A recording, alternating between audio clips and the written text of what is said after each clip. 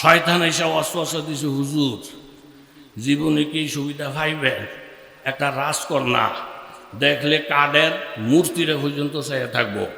এই মেয়েটার দিকে একটু চুপকে চাকে একটু তাকাইলেনও না, আর দুই একবার গোনা করলে অসুবিধা কি? মাফ করে দেওয়ানের মালিক জোরে কন কে? এত জোরে কন কে? ফঙ্গু হাসপাতালের পাশে বাড়ি। দুদিন পর পর আথা ভাঙ্গা হাসপাতালে ভর্তি হয়। ডাক্তার জিজ্ঞাসা, পরশু দিন না একবার হাও ব্যান্ডেজ করলাম, আবার আজকে হাও ভাঙছেন, কারণ কি? গাড়ির তলে উঠছিলেন? কারো লোকে ফিডাফিডি করছিলেন?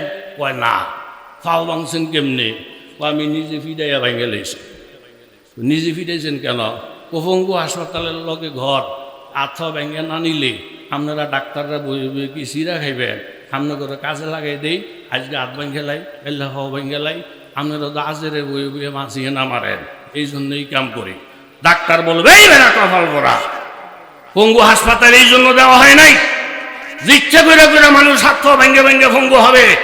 আমার আল্লাহ গাফুরুর রহিম এই জন্য বলে নাই তুমি ইচ্ছা করে করে নামাজ ছেড়ে দিবা, ইচ্ছা করে করে আলেমের সাথে বেয়াদবি করবা, ইচ্ছা করে করে কবিরা গুনাহ করবা। এই জন্য আমার আল্লাহ গাফুরুর রহিম নামের উপাধি দেয় নাই। আমরা তো পঙ্গু হাসপাতাল বানাইছি অ্যাক্সিডেন্টলি, ইচ্ছা ছিল না, মনের ভাব ছিল না, তারপরও ঘটনাক্রমে হাত ভেঙে গেছে, পাও ভেঙে গেছে। তোমাদের জন্য হাসপাতাল। গুনাহ করার ইচ্ছে ছিল না, এরপরও বন্দা বিপদে পড়ে গুনাহ করে ফেলছে। বন্দা তুমি আমার কাছে আসো, 100 বারও যদি তওবা করো, এরপরও যদি আসো, আমি আল্লাহ তোমারে মাফ করে দিব। জোরে বলেন আল্লাহু আকবার। শয়তান এসে যখন খোঁচা দিছে যে হুজুর একটু সান, মেয়েটা অনেক সুন্দর, এই সুযোগ আপনার 14 গোষ্ঠী হইতেন না, রাজ পরিবারের। এটা বলার পরে হুজুরের মনের বলতেছে, এই শয়তান, এবেরির সাথে যদি তুই জিনা করস, করতে পারস, অসুবিধা নাই। জিনা করলে চলবি জাহান্নামে। জাহান্নামের আগুন অনেক কঠিন। তো তুই যদি জাহান্নামের আগুন সহ্য করতে পারস, একবার কা 25 বার জিনা কর, আমার কোনো আপত্তি নাই।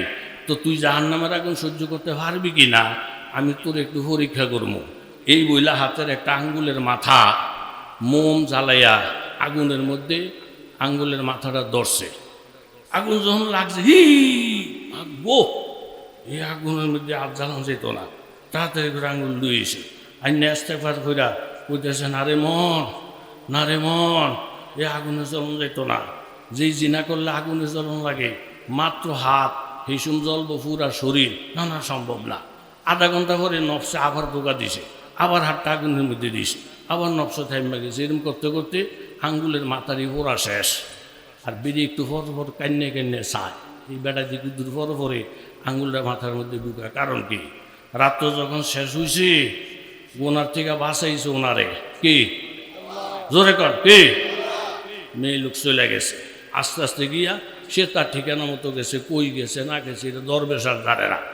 দরবেশ এত বড় কুতুব, প্রতিবার খানার টাইম হইলে এ খানা ফাটাই দেয় আসমান থেকে। জোরে বলেন কি? আর একটু জোরে বলেন। আল্লাহ যাই মোমেন কি 9 গুফতার মে রফতার মে আল্লাহ কি বুরহান, কাহারি ও গাফারি ও কুদ্দুসি ও জবরুত, ये 4 আনাসার তু বনতা হি মুসলমান। আসমান থেকে আল্লাহ তাআলা খানা ফাটাইয়া দেন। ওয়ানজালনা আলাইহিমুল মান্না ওয়া সালওয়া, যেমন বনি ইসরাইলের জন্য আল্লাহ তাআলা 6 লক্ষ বনি ইসরাইল আসমান থেকে খাবার পাঠিয়েছিলেন। এই দরবেশ আল্লাহর এত বড় পাগল, এত বড় কুতুব, খানার যখন সময় হয়ে যায় রান্না বান্না করা লাগে না, আসমান থেকে খাবার আসে। এইভাবে মাস যায়, বছর যায়, আসমানি খানা খেয়ে চলি। হঠাৎ করে দেখা যায় আজকে সকালের নাস্তাও আসে না, দুপুরের খাবারও আসে না, রাত্রের খাবারও আসে না। উনি সবর করছেন। দ্বিতীয় দিনও খাবার নেই, তাও উনি সবর করলেন। তৃতীয় দিনও খাবার নেই, তাও তিনি সবর করলেন। যখন দেখে জীবন চলে যাবে যাবে ভাব, মনে মনে ভাবলেন আল্লাহ তাআলা আমার উপরে নারাজ, এখানে তো আমার খাবার ব্যবস্থা নাই। এখন যেই কোনো কষ্ট করে হোক, কামাই করে হোক, রিজিকের ফয়সালা আমার করতে হবে। এই ভেবে তিনি জঙ্গল পরিত্যাগ কইরা লোকালয়ের দিকে গেলেন। দরকার হয় কাজ করব, চাকরি করব, রিক্সা চালাবো, হালাল রিজিকের ব্যবস্থা করব, তবুও ডাইনে বামে হাত মারব না। কেউ হালালের পক্ষে যদি শক্ত থাকে, সাহায্য করার মালিক জোরে বলেন কারা? লোকালকে গিয়ে দেখি বাপরে বাপ, বাউন্ডারি করা এমন এক রাজপ্রাসাদ ঝলমল ঝলমল করতেছে। একটা অনুমান রাজা বাদশারা থাকি বাড়িতে। ঢুকছে, ঢুকে দেখি দরজাটা পুরা খোলা না, অল্প একটু খোলা, আবার লাগাই নাও না। এদিক এদিক চায়, কোনো লোকজন নাই। আস্তে করে ভিতরে ঢুকছে। আল্লাহ! ভিতরে ঢুকে দেখি একেবারে মুরগি খাসি বুনা করা, ঘিয়ে বুনা করা, গেরান চতুর্দিকে মম করতেছে, একবারে তরতাজা এরকম বুনা করা রুটি। ওনারও খিদা, রুটিও আছে, গোস্ত বুনা করা আছে। এখন খাইতে আর কোনো বাধা নাই, শুধু সমস্যা এতটুক, মালিক যেহেতু নাই, মালিকের অনুমতি ছাড়া খাইলে হালাল হইব না হারাম? কথা কন, হালাল না হারাম? ওই মেয়েটারে যদি ভোগ করত হারাম হইতো, এখানের খানাটাও যদি খায় হারাম হয়। ওই সময় যৌন চাহিদা ছিল, কিন্তু আল্লাহর ভয়ে আগায় নাই। এখানেও খাওয়ানোর চাহিদা আছে, কিন্তু আল্লাহর ভয়ে খায় নাই। কোনো লোক নাই, কেমনে খায়? একবার করে হাত দেয়, আবার কই নিলে হারাম, একবার করে হাত দেয়, আবার কই নিলে হারাম হারাম। এরকম সবর করতে করতে শেষ নিজের নফসরে বুঝাইলেন, না না খাইয়ে মৃত্যুবরণ করবো, হারামের দিকে হাত বাড়ামু না। এই মুজাহাদা কইরা, ত্যাগ দিয়া, কুরবানি কইরা ইব্রাহিম আলাইহিস সালাম যেরকম কুরবানি করছেন মনের বিরুদ্ধে, ডাইনি কি বলে, বাবাই কি বলে, সমাজ কি বলে দেখার বিষয় না, আমার আসমানের মালিক কি বলে সেটা আমার দেখার বিষয়। কথা জোরে বলেন ঠিক কিনা? সোজা বাহির হয়ে হাঁটা ধরলেন, দেখি হালাল কোথায় কি ব্যবস্থা আছে। একটু হলে বাড়ি হলে ভিতরে দেখে দরজা খোলা। ঢুকছে, ঢুকে দিয়ে খাওয়ানি জায়গা তৈছে। কি রে, মানুষ ঢুকলে তো খানা খেয়ে তো মনে হয় খাইতে আসে নাই। আমার না একটা উপযুক্ত মেয়ে, মনে মেয়েটার লোভে আসছে। খোঁজখবর বললে যে না মেয়েও ঠিক আছে, খানাও খাইলো না, মেয়েরও ধরল না। কর্মচারীদেরকে ডাইকে বলেন, এরে বর্তমান দিনকাল ভালো না, মেয়ে বিয়ার উপযুক্ত। ডাইনে বামে যুবক ফোলাফানটা গুড়গুড় করতে আসে, লক্ষণ বড় খারাপ। ভালো একটা যোগ্য পাত্র তালাশ কর, টাকা পয়সা তো ব্যাপার না, দরকারে ছেলের বাড়ি গাড়ি সব করে দেবো। ভালো একটা যোগ্য ছেলে কোথায় আছে খুঁজা বাহির কর। সরকারি লোকেরা খুঁজতে গিয়ে দেখ আল্লাহ বুজুর্গ লোক, চেহারার মধ্যে নূর এত ঝলমল করে, লাখের মধ্যে খুঁজলো এমন একজন সুন্দর যুবক খুঁজা পাওয়া যাইব না। জোরে কন আল্লাহু আকবার। হুজুর বিয়া শাদী করছেন? কয় না। চলেন, রাজ দরবারের থেকে ডাক আসে। রাজা এক নজর দেখি কলজা ঠান্ডা, এরম যুবকের সাথে মেয়ে বিয়া দেবো না, কার কাছে দেবো? এই হেরে চোখের মধ্যে বসা, বিছনা সুন্দর কর, গালিসে বিষয়ে দে। বিছানের পরে চেহারাটা দিয়ে দুর্বল লাগে, মনে খিদা আসে, এই রুটি তো আসে, ওই গোস্ত তো বুনা করা আছে, তাড়াতাড়ি দস্তরখানের মধ্যে দে। যখন রুটি আর গোস্ত দস্তরখানের মধ্যে দিছে, আল্লাহ রুলি বসে বসে কান্তাছে, কয় আল্লাহ একটু আগে খানাটা আমার সামনে ঘুরছে, ঘোরাঘুরি করছে, আমি যদি ফট করে খেয়ে নিতাম তাহলে চোর হইয়া খাইতাম। আমি একটু ধৈর্য ধরছি, সফর করছি, ঠিক এই খানাটাই আল্লাহ আমার সামনে আনছে, দুলা হিসাবে আনছে, সম্মান হিসাবে আনছে। আমি একটু ধৈর্য ধরার কারণে আগের খানাটা হইতো চোরের খানা, আর এখন হইতেছে দুলার খানা। জোরে কোন আল্লাহু আকবার। বাচ্চা সব রেডি, পছন্দ টছন্দ হয়েছে, বিয়া শাদী শেষ, ইজাব কবুল শেষ, কথা মুক্তাসর। এখন স্বামী স্ত্রী যখন বাসর করে গেছে, এই বেড়া বিবির দিকে তাকাইয়া অবাক, আল্লাহ মেয়ে লোক কি এত সুন্দর হইতে পারে? মেয়ে লোকটা নজর করে দেয়, আল্লাহ পুরুষ কি এত সুন্দর হইতে পারে? একে অপরকে দেখা এই পরিমাণ খুশি যেটা ব্যক্ত করার ভাষা নাই। তকসিম কে আহার জিসকু কাসামে আজলনে যে শাইকে লিয়ে জু চিজ काबिल नजर आया, बुलबुल को दिया ना लहू परवाना को जलना, गम हमको दिया सबसे जू मुश्किल नजर आया। একে অপরকে দেখে বড় খুশি, মেয়েটা ছেলেকে দেখে বড় খুশি। একটু পরে মেয়েটা ডাক দিয়ে বলেন, হুজুর আপনার চেহারাটা মনে হয় আল্লাহ নিজের হাতে বানাইছেন। এত সুন্দর পুরুষ আমি জীবনে কোনোদিন দেখি নাই। যেমন সুন্দর আপনার চেহারা, এমন সুন্দর আপনার বডি, কিন্তু একটা জিনিস আমার কাছে বেশ কম লাগে, আপনার হাতের আঙ্গুলগুলোর মধ্যে ফোড়া ফোড়া দাগ দেখা যায়। এই দাগগুলা কি কারণে হয়েছে আপনার কাছে জানতে চাই। বলে এগুলো তোমার জানার দরকার নাই। বারবার বলার পরে ওই যুবক আল্লাহর ওলি বললেন, এটা অনেক দিন আগের ঘটনা। এরকম গভীর রাত্রি ঝড় তুফানের কবলে পইরা একটা সুন্দরী নারী আমার ঘরের মধ্যে ঢুকছিল। আমার মনে বারবার ওয়াসওয়াসা দিছি জিনা করার জন্য, কথা বলার জন্য, হাত বাড়িয়ে দেওয়ার জন্য, চুমা দেওয়ার জন্য। আর আমি হাতের আঙ্গুল আগুনের মধ্যে দিয়েছিলাম, বলছিলাম আগুনে জ্বলতে হবে জাহান্নামের। জিনা যদি করো, একটু আঙ্গুলটা দিয়ে পরীক্ষা করছি আঙ্গুলে তুমি জ্বলতে পারবা কিনা।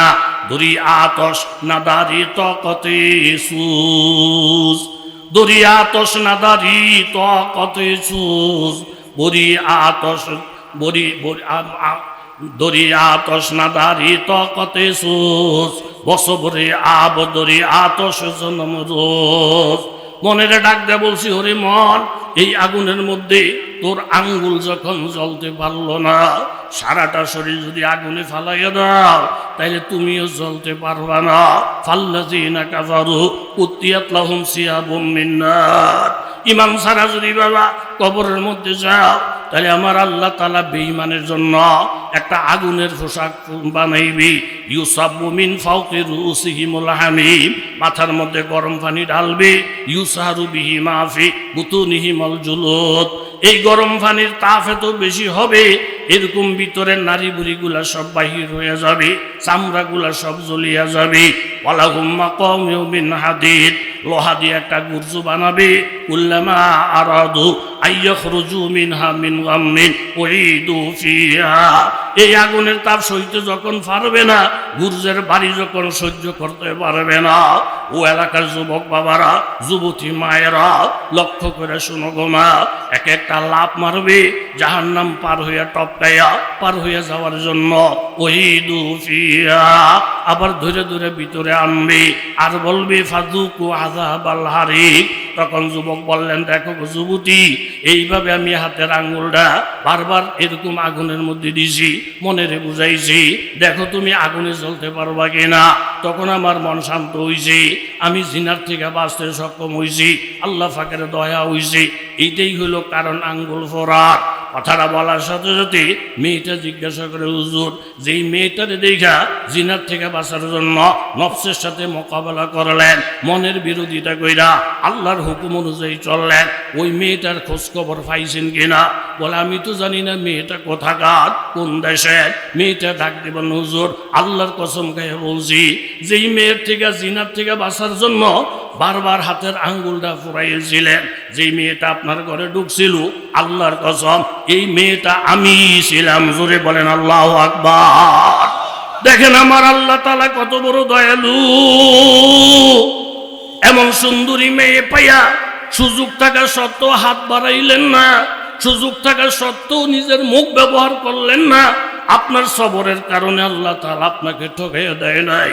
ওই মেয়েটাকে আল্লাহ আপনার ঘরে পাঠাইছেন, বিবি বানাইয়া পাঠাইছেন। ওই খানাটাই আল্লাহ আপনার দস্তরখানে পাঠাইছেন, হালাল বানাইয়া পাঠাইছেন। এই কথাটাই আমার আল্লাহ তাআলা বলেন, ওয়া আম্মা মান খাফা মাকাম রাব্বিহি ওয়া নাহান নাফসা আনিল হাওয়া। খায়েশ তো কত কিছুই চাইবে, যেমন ইব্রাহিম আলাইহিস সালাম স্বপ্ন দেখলেন সন্তানকে জবাই করা। এই কথাটা যদি সমাজের কাউকে জিজ্ঞাসা করতেন, বাবা, প্রত্যেকটা মানুষ আপনাকে পরামর্শ দিত, বাবা সন্তানকে জবাই করো, এটা দুনিয়ার কেউ চাবে না। তাইলে মানুষের কথায় চলবো না, সমাজের কথায় চলবো না, চলবো যার কথায়, ওনার নাম। জোরে বলেন কি? আর একটা কথা বইলি আমি শেষ করছি, যে আয়াতে কারিমা তেলাওয়াত করেছি, ইব্রাহিম আলাইহিস সালামের জন্ম ইরাকে। ওই ইরাকে থাকা অবস্থায় নমরুদের আগুনের মধ্যে যখন তিনি পড়ে গেলেন, এরকম কাপড় সফর উলঙ্গ করে যখন ফালাইয়া দিলেন, সেখান থেকে আল্লাহ হেফাজত করার পরে আল্লাহ হুকুম করছেন, খলিল, এই অভিশপ্ত দেশে আপনার থাকার দরকার নাই। তখন ইব্রাহিম খলিলুল্লাহ এরকম ইরাকের থেকে হিজরত কইরা সোজা সামদেশে চলে গেলেন। সামদেশ বলতে এরকম বর্তমানের ফিলিস্তিন, বর্তমানের জর্দান, বর্তমানের লেবানন, এগুলা সব একসঙ্গে ছিল সামদেশ। ইব্রাহিম সালাম সামদেশে চলে আসলেন। বিবি হাজেরাকে বিবাহ করার পরে যখন সন্তানের জন্ম হয়, বিবি সারার সঙ্গে মনের দ্বন্দ্ব হয়। আল্লাহর পক্ষ থেকে হুকুম আসে, ইব্রাহিম আমার পক্ষ থেকে তোমার প্রতি নির্দেশ, 99 বছর বয়সে তুমি সন্তানের বাবা হইছ, এই সন্তানটা সহ এবং তোমার বিবি হাজেরা সহ তুমি হেজাজের দিকে সফর করো। কোন জায়গায় তুমি যাইবা এটা ঠিকানা আমি এখন বলবো না, তুমি যাইতেই থাকবা, যাইতেই থাকবা। আমি যেই জায়গায় যাওয়ার পরে বলবো থামো, সেইখানে থামবা। বলতে দেরি, এক মুহূর্ত আর দেরি না। বিবি হাজেরাকে সঙ্গে লইয়া শিশু বাচ্চাটাকে নিয়া বুখারী শরীফের রিওয়ায়াত, বাইতুল্লাহ শরীফ যেখানে আছেন, বাইতুল্লাহ শরীফের পাশে একটা বৃক্ষ, একটা গাছ, ওই গাছের গোড়ায় ইব্রাহিম আলাইহিস সালাম বিবি হাজেরাকে, শিশু বাচ্চা ইসমাইলকে দেখে এই সামান্য কিছু পানি, সামান্য কিছু খেজুর একটা ব্যাগের মধ্যে দিয়ে ইব্রাহিম আলাইহিস সালাম রওনা দিলেন। বিবি হাজেরা অবাক হয়ে গেলেন, এমন একটা জায়গায় আমার স্বামী আমাদেরকে রেখে যায় যেখানে বাড়ি নেই, ঘর নাই, পাহাড় পর্বত মরুভূমি, এমনকি পাখির উড়ারও কোনো আওয়াজ পাওয়া যায় না। ইব্রাহিম যখন রওনা দিলেন, বিবি হাজেরা পিছনে পিছনে গেলেন, বারবার আসল ধরেন, স্বামী কোন অপরাধে আপনি আমাদেরকে এই জায়গার মধ্যে রেখে যান, আপনার কাছে মাপ চাই। স্বামী কথা বলে না। আবার যখন মাপ চাই, স্বামী কথা বলে না। হাজেরা বললেন, স্বামী একটা কথা বলেন, আপনি যে শিশু বাচ্চা এবং তার মাকে এই মরুভূমির মধ্যে রেখে যাচ্ছেন, যেখানে মানুষ নাই, বাড়ি নেই, ঘর নাই, আপনি কি রাগ করে রেখে যান না আল্লাহর হুকুমে রেখে যান? ইব্রাহিম আলাইহিস সালাম পিছনের দিকেও তাকায় না, শুধু এই কথা বলেন, বিবি আমি তোমার দিকে তাকাবো না, আমি তোমাদেরকে এখানে রেখে যাই একমাত্র আল্লাহর হুকুমে। জোরে কোন আল্লাহু আকবার। সাথে সাথে বিবি হাজেরা ঈমান কত মজবুত, স্বামীর আসলটা ছেড়ে দিলেন, সাথে সাথে হাতটা আসমানের দিকে উঠাই এলেন, হে আসমানের মালিক, স্বামী যদি আপনার হুকুমে আমাদেরকে রেখে যায়, আমি হাজেরার বিশ্বাস আল্লাহ আমাদেরকে ধ্বংস করবে না। ইব্রাহিম আলাইহিস সালাম চলে গেলেন। হাজেরা ঈসা বাচ্চারে কোলের মধ্যে লইলেন, বুকের দুধ মুখের মধ্যে ঢুকিয়ে দিলেন। ইব্রাহিম নবীজি সন্তান এবং বিবিকে রেখে চলে যায়। আমাদের সন্তানের প্রতি যেমন মায়া, নবী রাসূলদের আরো বেশি মায়া। আমরা বিবিরে যত মায়া করি, আল্লাহওয়ালারা আরো বেশি মায়া করি, কারণ তাদের দিল নরম। ইব্রাহিম সালাম হাঁটতেছেন, এই পরিমাণ দূরে গেলেন, ওনার একটা ধারণা, এখন হাজেরাও আমাকে দেখবে না, আমিও তাকাইলে হাজেরাকে দেখব না। এই পরিমাণ দূরে গেলেন, যাইয়া ইব্রাহিম আলাইহিস সালাম হাত উঠাইলেন, উঠাইয়া আল্লাহর কাছে দোয়া করলেন। এই দোয়াটা আল্লাহর কাছে এত প্রিয়, এই দোয়াটার কথা আল্লাহ পাক কোরআনের মধ্যে উল্লেখ করেছেন।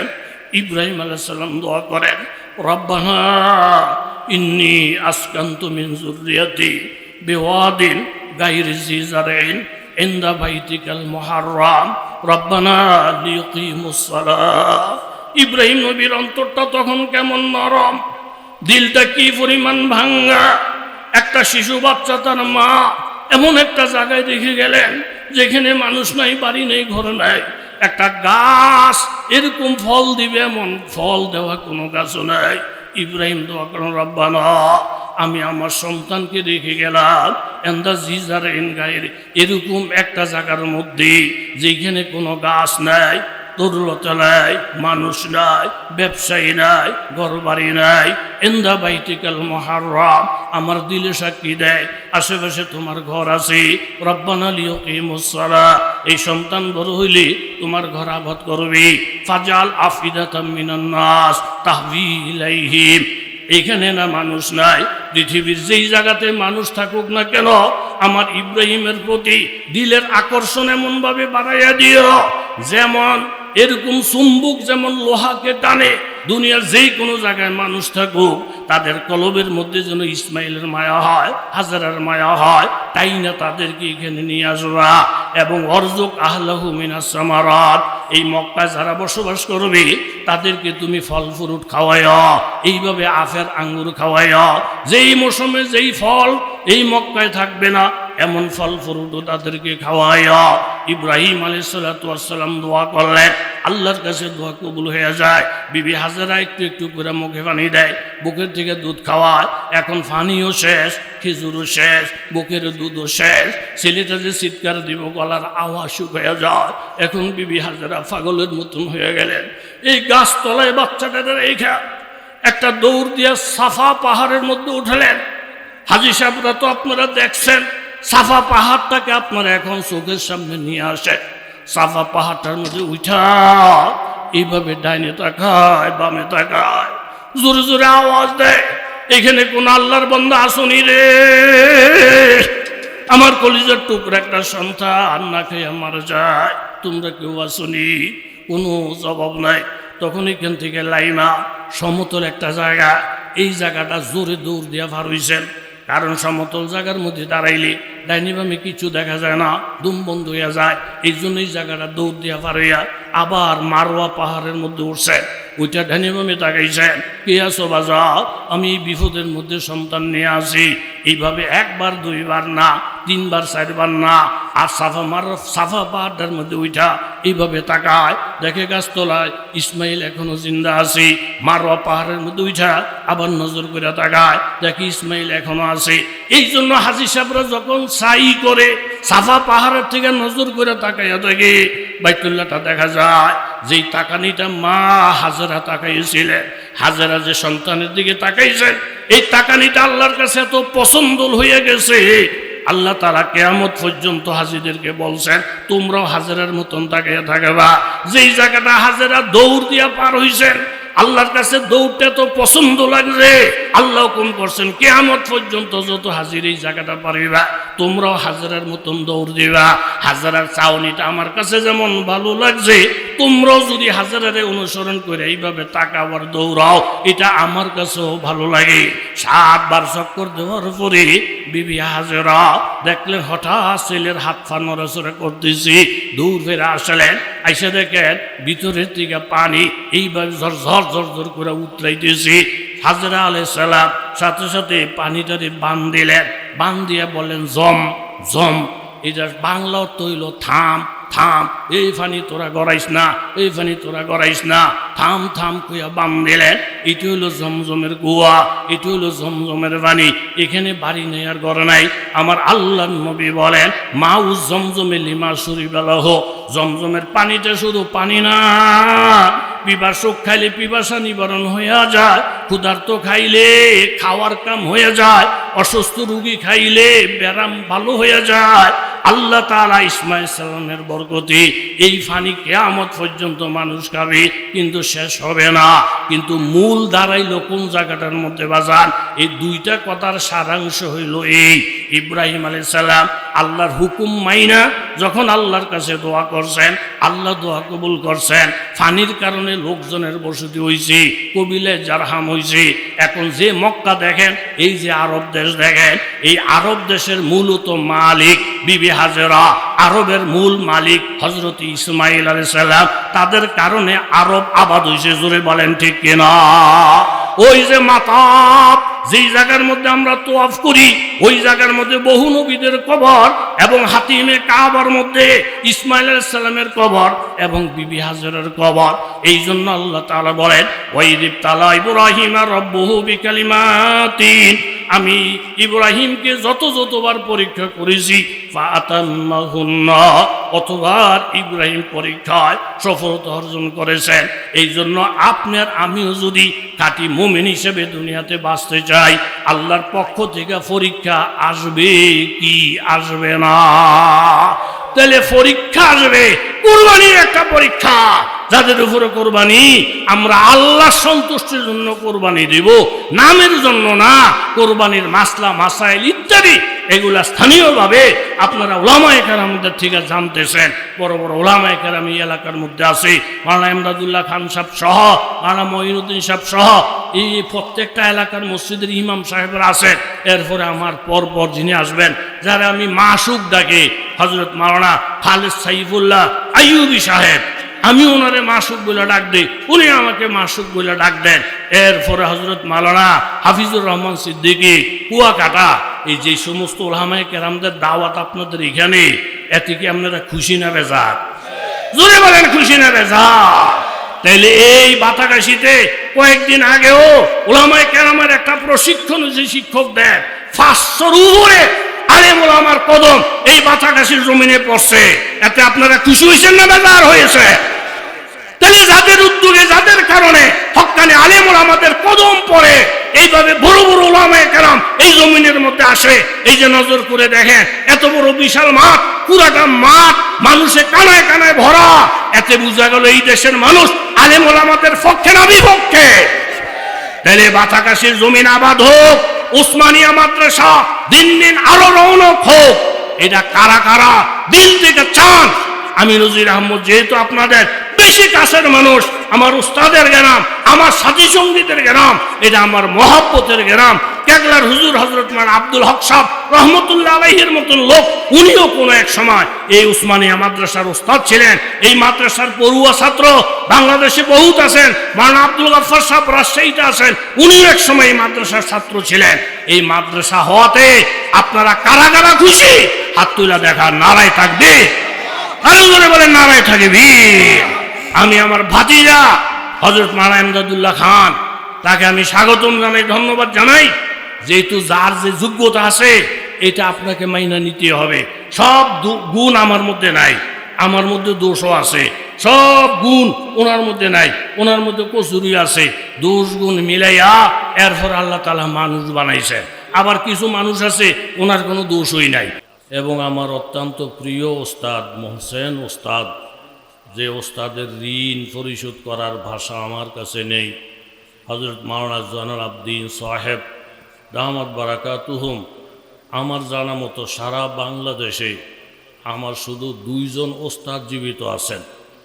একজন বাতাকাশী হুজুর, আর একজন হাটাজারির হযরত মাওলানা শেখ আহমদ সাহেব মদ্দুজুল্লাহুল আলী।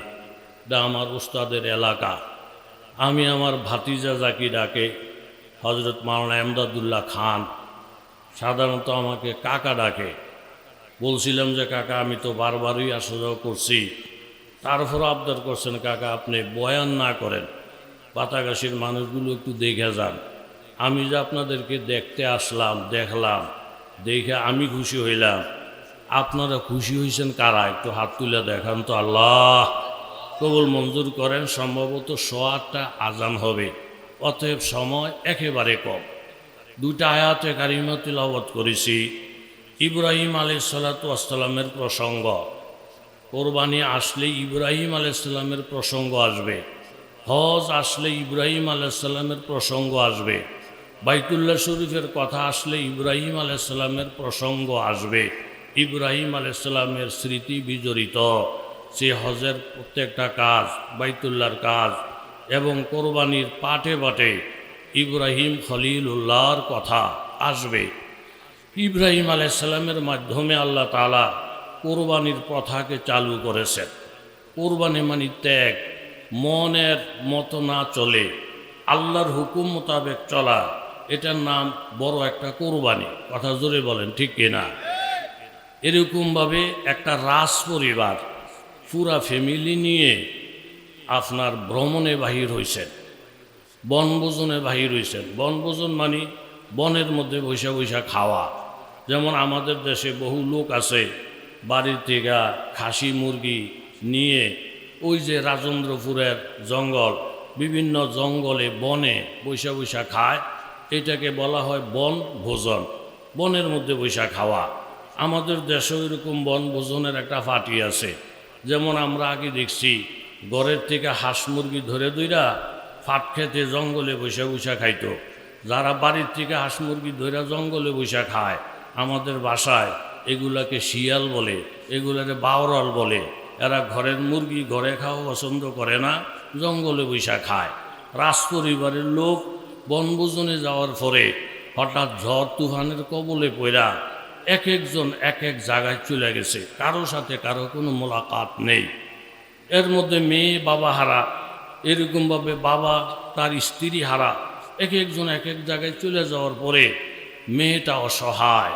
রাত্র গভীর, জঙ্গল, চতুর্দিকে বাঘ ভাল্লুকের কঠিন আওয়াজ। রাত হায় আঁধেরি দুশ্মন হে জমানা, রাত হায় আঁধেরি दुश्मन है जमाना, तुम भी अगर सताई कहा मेरा ठिकाना। गाखली ले खेसरा दर नारे गोलजारा कुनी গাহ ইসমাইলেরা আজাদ আজ কোরবাকুনি ফরকে জাকারিয়া দুনিমাস আর্রাকার দি আয় করিম দর্তনে আইয়ুব সাবের তোমাই কেদমাকুনি জহরে কাতেল বর হাসান বর তোয়াম কার দিয়ে রওয়া তিগ কাতেল বর হুসাইন কারবালা ময়দা কুনি। এই শেরগুলোর মধ্যে কবি বলেন বিনা মেহনতে, বিনা কোরবানিতে, বিনা পরীক্ষায় আল্লাহ তাআলা কাউকে সফলতা দান করেন নাই। ইব্রাহিম বলেন, ইসমাইল নবী বলেন, আমাদের নবী বলেন, সমস্ত আউলিয়ায়ে কেরামদেরকে বলেন, যত পীর মাশায়েখদেরকে বলেন, যারা আল্লাহ তাআলার নৈকট্য অর্জন করতে সক্ষম হয়েছেন, প্রত্যেকটা বান্দাকে শতবার নয় হাজার হাজার বার আল্লাহ পাকের দরবারে এরকম পরীক্ষার সম্মুখীন হতে হয়েছে। জোরে বলেন ঠিক কিনা? মেয়েটা একা হয়ে গেছে, বাঘভাল্লুকের আওয়াজ। হঠাৎ করে দেখতেছেন জঙ্গলের মধ্যে একটা ঝুপড়ি ঘর। ওই ঝুপড়ি ঘরের ভিতরে একজন আল্লাহর ওলি বুজুর্গ লোক, চেহারার মধ্যে নুরানি চেহারা, সীমা হুম ফি বুজুহিহিম মিন আসারি সুজুদ। যারা আল্লাহ ওয়ালা হন, লোকটা যদি কালো হয়, শ্যামলাও হয়, নামাজের কারণে, জিকিরের কারণে, সেজদার কারণে, তেলাওয়াতের কারণে, চোখের পানির কারণে আল্লাহ তাআলা আল্লাহ ওয়ালাদের চেহারার মধ্যে আল্লাহ প্রদত্ত একটা নূর চমকাইয়া দেন। এই কথাটাই আল্লামা রুমি বলেন, মর্দে হক্কা নীকে পেশা নীকে নূর কব ছুপা রাহতা হয় পেশে জি শউর নূরে হক জাহের বুয়াদ আন্দর ওলি নেক বিবাসী আগার আহলে ওলি। আল্লাহ ওয়ালাদের চেহারার মধ্যে নূর থাকে। আরেকজন আল্লাহওয়ালার চেহারার নূর চিনে, একজন মোমেন আরেকজন মোমেনকে চিনে, একজন চোর আরেকজন চোরকে চিনে। এই জন্য যেই সমস্ত মানুষের কলবের মধ্যে ইমানের নূর আছে, কোরআনের নূর আছে, ওই ইমানের নূরওয়ালা, কোরআনের নূরওয়ালা আরেকজন কোরআনওয়ালাকে দেখলে সম্মান করতে বাধ্য হয়ে যায়। ইমানের নূরওয়ালা আরেকজন নূরওয়ালা মোমেন বন্দাকে দেখলে সম্মান করতে বাধ্য হয়ে যায়। আর যারা শুরুতে মুসলমান মুনাফেকদের মতো, মুনাফেকেরা মসজিদের মধ্যে পাগড়ি সহকারে প্রতি ওয়াক্তে নবীজির সঙ্গে নামাজে দাঁড়াইতো সত্য, কিন্তু তাদের ভিতরে ঈমান ছিল না, নবীর প্রেম ছিল না, শুধু সুরত ছিল, যার কারণে মুসলমান দেখলেই তাদের শরীরে আগুন লেগে যায়। নবী রাসূলদের এরকম উম্মত দেখলে তাদের শরীরে আগুন লেগে যায়। বর্তমানেও যদি কেউ এরকম আলেম দেখলে, ছাত্র দেখলে, পীর মাশায়েখ দেখলে শরীরের মধ্যে হিংসার আগুন দাউ দাউ করে জ্বলে, 100% গ্যারান্টি দিয়ে বলতে পারবেন সে শুরুতে মুসলমান হইতে পারে, কিন্তু ভিতরগতভাবে সে আস্তে একজন মুনাফিক। কথা জোরে বলেন ঠিক কিনা? এই মেয়েটা, সুন্দরী মেয়েটা, নজর করে দেখেন ঝুপড়ি ঘর, কিন্তু ধবধবে চেহারা, নুরানি, একজন আল্লাহওয়ালা। বাহিরে দাঁড়াইয়া বললেন, ও আল্লাহর বান্দা, আমি একজন নিরীহ সুন্দরী রূপসী একজন কন্যা। বাহিরে বাঘ ভাল্লুকের এরকম বিকট আওয়াজ আমার কলিজা ধরফর করতেছে। আপনি আমাকে একটু আশ্রয় দেন, বাঘের মুখ থেকে আমাকে বাঁচান, বেঈমানের হাত থেকে আমাকে বাঁচান, নাস্তিকের হাত থেকে আমাকে বাঁচান, আমাকে আশ্রয় দেন, জীবন ভিক্ষা দেন। কিন্তু আল্লাহওয়ালা চিন্তা করলেন, এই সুন্দরী মেয়েটাকে যদি এই গভীর রাত্রে জঙ্গলে আমি ভিতরে ডাইকে আনি, আমিও তো একজন মানুষ, আমার ভিতরে শয়তানের ওয়াসওয়াসা থাকতে পারে। এই একা অবস্থায়, নির্জন অবস্থায় আমি যদি মেয়েটার উপরে এরকম কাবু না পাই, যদি জিনাবে বিচারে আমি লিপ্ত হয়ে যাই, তাহলে তো আমি ধ্বংস হয়ে যাব। প্রত্যেকটা মানুষের ভিতরে গুনাহ করার একটা রোগ আছে। যেমন আল্লাহ তাআলা সূরাতুল আহজাবের মধ্যে ঘোষণা করেন, ইয়া নিসান নবী লাস্তুন্না কাহাদিম মিনান নিসা ইনিত্তাকাইতুন্না ফালা তাখদা'না বিল কাউল ফায়াতমা'আল্লাযী ফী কলবিহি মারাদুন ওয়া কুলনা কাওলাম মা'রুফা। হে নবীর বিবিরা, হে নবীর আজওয়াজে মুতাহহারাতেরা, তোমরা অন্য মানুষের বিবিদের মতন নও। তোমাদের দিলে যদি আল্লাহ তাআলার ভয় থাকে, ফালা তাখদা'না বিল কাউল, যখন কথাবার্তা বলবা পরপুরুষের সাথে আকর্ষণ লাগাইয়া কথা বলবা না, হাইসা ডইঙ্গা কথা বলবা না। তোমরা আকর্ষণ লাগাইয়া কথা বললে কিছু লোক জমিনের মধ্যে আছে যাদের অন্তরে গুনাহ করার রোগ আছে। প্রত্যেকটা মানুষের সঙ্গে শয়তান আছে। সাহাবায়ে কেরাম জিজ্ঞাসা করেন, ইয়া রাসূলুল্লাহ, আপনি তো আদমের সন্তান, আপনার সঙ্গেও কি শয়তান আছে? নবী বললেন, আমার সঙ্গে শয়তান আছে, ওয়ালাকিন আসলামা, কিন্তু আমার শয়তান আমার আনুগত্য হইয়া চলে, আমাকে ওয়াসওয়াসা দিতে পারে না। তাইলে আয়াতের দ্বারা বোঝা গেল, আপনি ফির বলেন, মুরিদ বলেন, যুবক বলেন আর বুড়া বলেন, শরীয়তের ফির বলেন আর মারেফতের ফির বলেন, প্রত্যেকটা মানুষের সঙ্গে আল্লাহর পক্ষ থেকে শয়তান, জোরে বলেন, আছে না নাই? হুজুরে চিন্তা করলেন, এই রুহুশিরে ভালো মনে করে ভিতরে জায়গা দিলে যদি আমি ধোকায় পড়ে যাই, আমি ধ্বংস। আবার জায়গা যদি না দেয়, একটা মানুষকে আশ্রয় না দেওয়া, এটাও তো শরীয়তের বিধান না। পরবর্তীতে চিন্তা করলেন, নমি গুয়াম কেবর আবে কাদের নয়ান, কেবর সাহেলে নীলে মুস্তাসকিয়ান। আমি সাগরের পাড়েই বসবাস করব, কিন্তু সাগরের পানি পান করব না। আমি জিনার পরিবেশের মধ্যেই থাকব, কিন্তু আমি জিনা করব না। আমি আমার নফসকে দমাইয়া রাখব, খায়েশ মোতাবেক আমি কাজ করব না, আল্লাহর হুকুম মোতাবেক কাজ করব। খায়েশে তুই কথা বলবি, বাবা সন্তানকে জবাই করা, এটা কোনোদিন খায়েশে বলবে না, কিন্তু আমি খায়েশ অনুযায়ী চলবো না, আমি চলবো আল্লাহর হুকুম মোতাবেক। ডাইকা বললেন, ও রূপসী ও যুবতী, তোমার জীবন বাঁচানোর জন্য আমি তোমাকে পারমিশন দিলাম আমার ঘরে প্রবেশ করার জন্য। এই রূপসী যখন ঘরে ঢুকছে, একা জঙ্গল, দুইজন মানুষ ছাড়া কেউ নাই। একজন যিনি আছেন, উনি কে? জোরে বলেন, কে?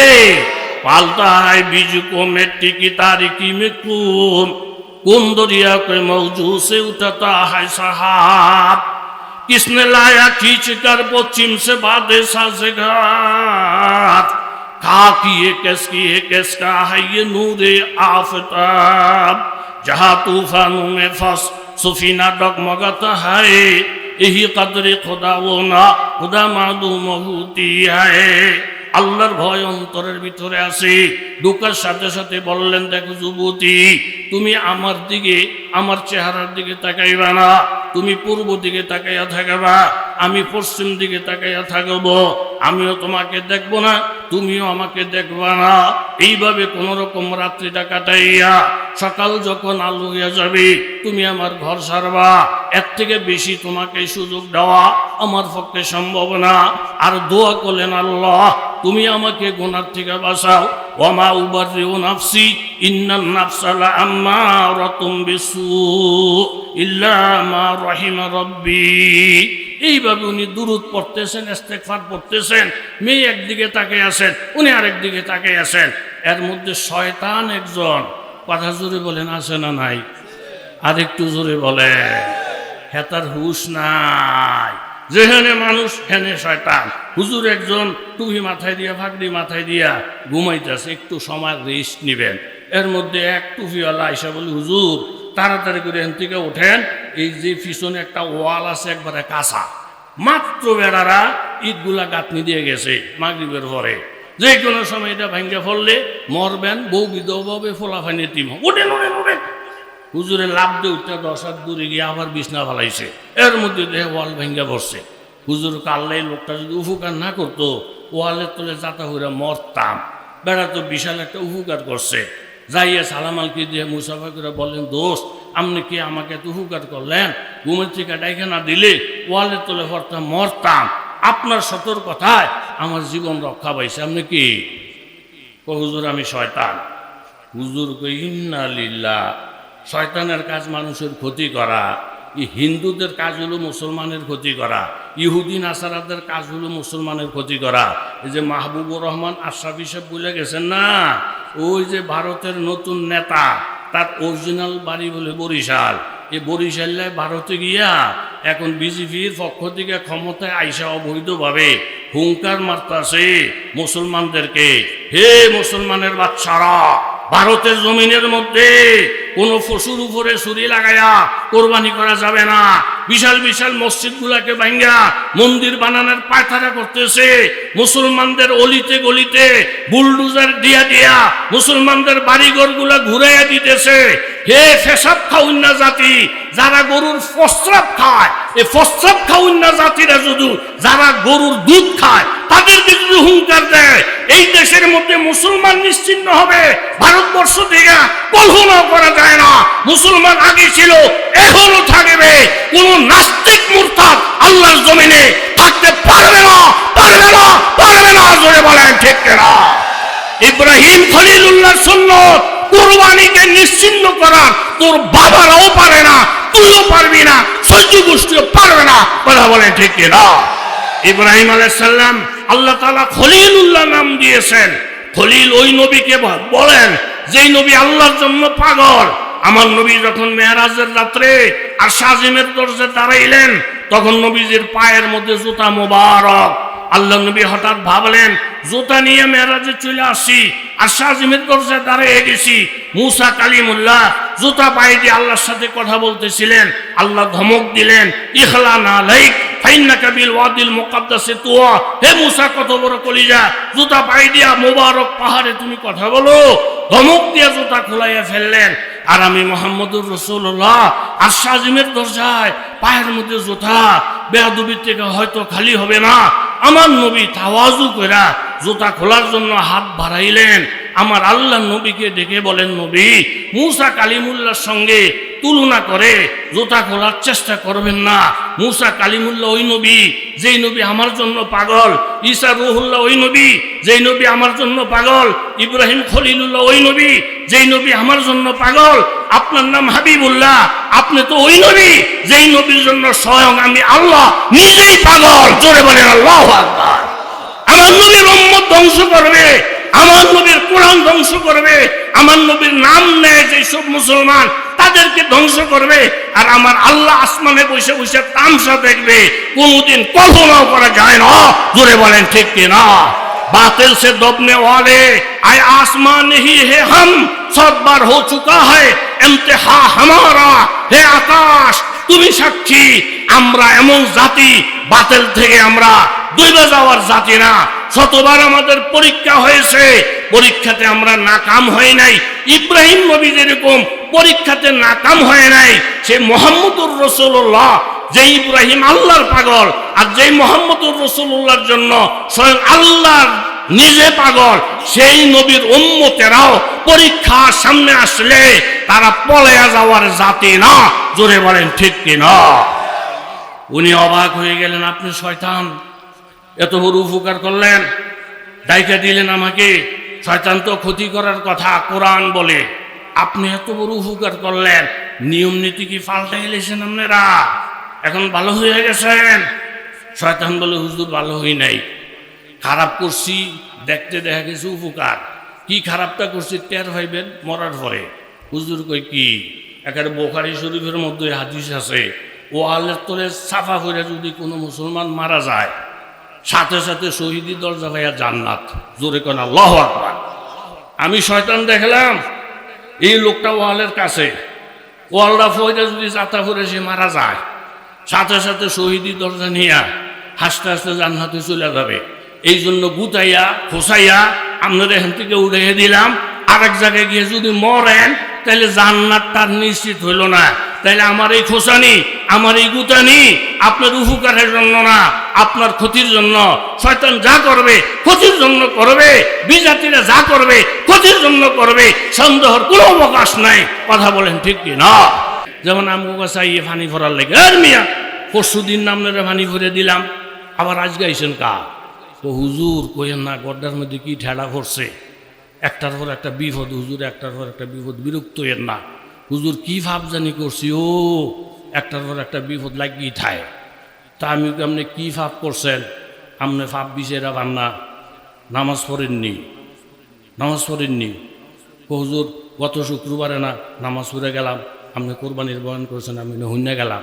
মিয়া গত শুক্রবারে নামাজ পড়ে গেছেন, আরেক শুক্রবার আগে করছে মাইদের দি কো মাঝির ডাঙ্গ আব্বায় পড়ে না, আমিও পড়ি না। সপ্তাহে 6 দিনই নামাজ পড়ে না, কি ভাবজানি করলাম, কি ভাবজানি করলাম, ফাপ বিষয়টা পায় না। এরম্মা ভালা ভালা মানুষ এই দেশের মধ্যে, বাংলাদেশের মধ্যে, কথা জোরে বলেন, আছে না নাই? এই জন্য একের পরিষ্কার, একের বাংলা, কোনো ইংরেজিও না, অন্য কোনো ভাষাও না। ইব্রাহিম খলিলুল্লাহ, খলিল মানে ওই নবী যেই নবীর জন্য আমার আল্লাহ পাগল, আর আমার নবী হাবিবুল্লাহ, আমার নবী ওই নবী যেই নবীর জন্য স্বয়ং আমার আল্লাহ নিজে পাগল। জোরে বলেন আল্লাহু আকবার। এই নবীর উম্মত নিয়ে খেলাধুলা করা, এই নবীর উম্মতের আলেম ওলামা নিয়ে খেলাধুলা করা, সে হিন্দুস্তান হোক, হিন্দুস্তানের মতো এরকম 34টা দেশ হোক, এটা আমাদের কিছু আসেও না, যায়ও না। যখন কুরবানির উপরে হামলা হবে, মুসলমানের মসজিদ ভাঙনের কোনো অভিযান আসবে, মুসলমানদেরকে পিটাইয়া নদীর মধ্যে ফালাই দেওয়ার কোনো কর্মসূচি আসবে, আমাদেরকে যদি কোনো নেতা, কোনো আল্লাহর বান্দা যখন ডাক দিবে, আমাদের শরীরে এক ফোঁটা রক্ত থাকতেও মুসলমানদের একটা পোষণে আঘাত আসুক, আমরা মাইনা নিব না। কারা ঈমানের পরীক্ষা দিতে পারবেন? হাত তোলেন। নারায়ে তাকবীর, নারায়ে তাকবীর। রং দেখছ বেড়া, রঙের ডিব্বা ডাব্বা বোধে অহন দেহস নাই, কথা যদি কোন ঠিক নেই। এক শাহজাল ইয়ামানি কোনো ফিরেও না, লাড়ি হলো না, কিচ্ছু লয় না, শুধু কাল গৌর গোবিন্দ রাজার উডান্ডার কাছে গিয়া শুধু কাল আজান দিছেন। একদিকে আজান চলছে, সেইদিকে তার গদি থরথর থরথর করে কাঁপা আরম্ভ করছে। কোনে শুভেন্দু আর গোবিন্দ, এই পৃথিবীর মুসলমানেরা যখন নারে তাকবীরের আওয়াজ বন্ধ করবে, তাদের তক্ত সিংহাসন আমার আল্লাহ ঠেলা ফালাইয়া, গজব পালাইয়া তসনস করে দিবে। জোরে কোন ঠিক না? সময় একটু বেশি হয়ে গেছে, 1:15 সারার কথা ওই বাজে গেছে 8:30। আমরা বেজার হইছেননি? আমার বাতিজা বেজার হইতো না, কাকারে তো আর জোর করে কিছু কই থাকতো না। এরপরে যে আছে আমার মাসুক, আমার মাসুকও কিচ্ছু কইতো না। এরপরে হাফিজুর রহমান সিদ্দিকী আমারে অনেক মহব্বত করে, একের বাস্তবই করে। কোনো মাহফিলের মধ্যে যদি আমার নামের উর্ফি দিয়ে হ্যার নাম দেয়, হ্যাঁ পরিষ্কার করে আমি মাহফিলই করতাম না। আমি যখন কচুয়া মাদ্রাসায় পড়ি, হুজুরে যখন বয়ান করতে যাইতো, হুজুরের খেদমত করছি আমি। হে হুজুরের হইতে আমার নাম দেখা, নাম উর্ফে থাক, নিচে থাক, নাম নাইলে একটা নাই থাক, ইডি লইয়া মাথা কামানের কোনো টাইম আসেনি। কথা জোরে কর, টাইম আসেনি? মনটা অনেক খুশি হয়েছে আপনাদেরকে পাইয়া, অনেক সাথী সঙ্গী করে পাইছি। এই মাওলানা ফয়জুল্লাহর আমি হারিকেন দিয়ে বিচারি, যতবার বাতাগাছি আসি, আইলে গো ফয়জুল্লাহ সাহেব নাই এই মাহফিল। আব্দুল আলী ভাইরে ভাই না, আব্দুল খালেক ভাইরে ভাই না, আজকে যে কতজন রে পাইছি ভাই, আমার মনটা খুব খুশি হয়েছে। আপনাকে মন খুশি নি? আমি এবার মাওলানা এমদাদ সাহেবরে বুঝে, কাকা আপনি যে বারবার দাওয়াত দেন, বাতাকাশির হেতারা নিয়ে আবার কয় নজির সাহেবে বাতাকাশি মধু খাইছো, কদিন পর পর আই, এরকম কর নিয়ে আবার তলে তলে না। এটা আমার ওস্তাদের এলাকা, আমার ওস্তাদ যতদিন আছে, যদি নাও থাকে, আমি নজির আহমদ যদি বাচ্চা থাকি, বছরে 2-1 হইলো কবর জিয়ারতের জন্য হইলো আসবো। অনেক বন্ধু বান্ধব এখানে আছেন। আমার একটা অনুরোধ, মাদ্রাসার স্বার্থে মাওলানা এমদাদুল্লাহ খানের হাতকে আপনারা শক্ত করবেন। যেই মাদ্রাসা চালাইব, যেই মসজিদ চালাইব, হ্যাঁ যেই হোক, তারে সাহায্য করবেন সম্ভব হইলে। এটার খেলাফ করবেন না। মাদ্রাসা নষ্ট হয়, মসজিদ নষ্ট, যেই দেশেরই হোক, এই কাজের মধ্যে আপনি জড়িত হইবেন না। এই মাদ্রাসাটা কারো ঘর না, মাদ্রাসাটা কার ঘর? নবীর ঘর। মসজিদটা কারো ঘর না, এটা কার ঘর?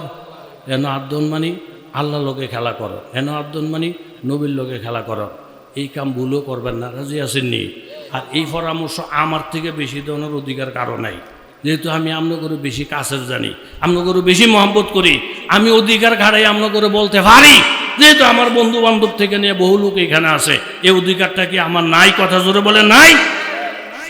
অনেক খুশি হয়েছি আমি মনে করছি হয়তো 15-20 জন মানুষ ভামু, কিন্তু এর মাঠ বড়া ভামু এটা আমি কল্পনা করি নাই। যাক, মনে হয় এখন আজান হবে, সব বক্তারা দাওয়াত রাখছে। আর এমদাদুল্লাহ খান এরকম একটা লোক, হ্যাঁ বাইর করে আনতে পারে, এই যোগ্যতা আল্লাহ হেরে দিয়েছে। আপনি কইয়া কোনো লাভ নাই।